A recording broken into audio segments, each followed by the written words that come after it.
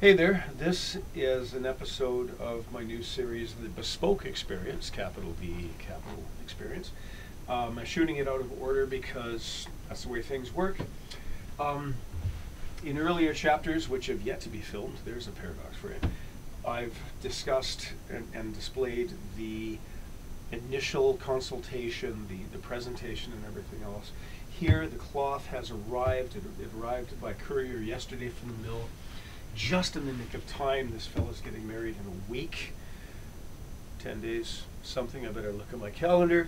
So I let him know it was here. He came over and we examined the cloth together. So before he arrived, I pulled it out of its wrapper.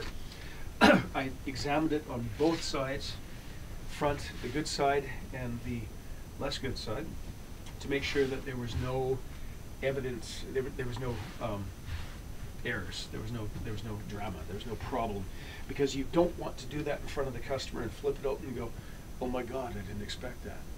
It's not going to go well. So I pulled the cloth out before he arrived.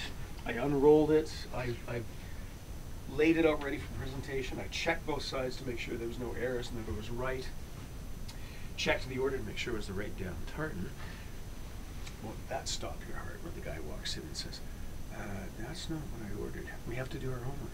So he came in and we looked at it, and then we went through the whole pleating scenario. Do we want it pleated to the set? Do we want it pleated to the stripe? Which stripe do we want it pleated to? So, and I arranged all of these pleats and pinned them up.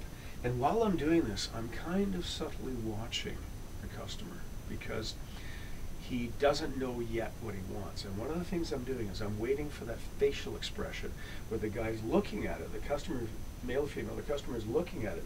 I'm waiting and hoping that I'm going to see that aha moment where their face lights up, where they discover that's the way they want it, right? They may not even realize it at the time, but I'm just watching for that flash, and I saw it. As we went through all of this, I pleat it one way, customer goes, bam, that's it. And I knew at that moment.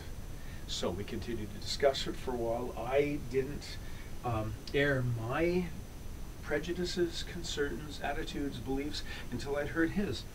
But having heard his, we discussed it. I brought up these points as a devil's advocate and such like that. But at the end, he signed off on the decision. Actually, wrong. He took all the pictures, and I told him, says, look, have a beer tonight, flick the images back and forth, and if you suddenly change your mind, text me or email me by 10 o'clock tomorrow morning, because at 10 I'm going to start work on it. And if I don't hear from you, I'm going to go with the design, the attitude or the opinion you've had at this moment. But if you change your mind, let me know and we'll work on that. And that is, again, much part of the bespoke experience is to allow, to permit the client, to encourage the client to participate as fully as possible in the creation of something that is an exponent of their personal style. We want people to say, hey, that guy's wearing a kilt, but we also want people to say, look at that guy, he is tasty. It's a style thing. And I've just talked myself into a corner, so let's just stop the video right there. Thank you.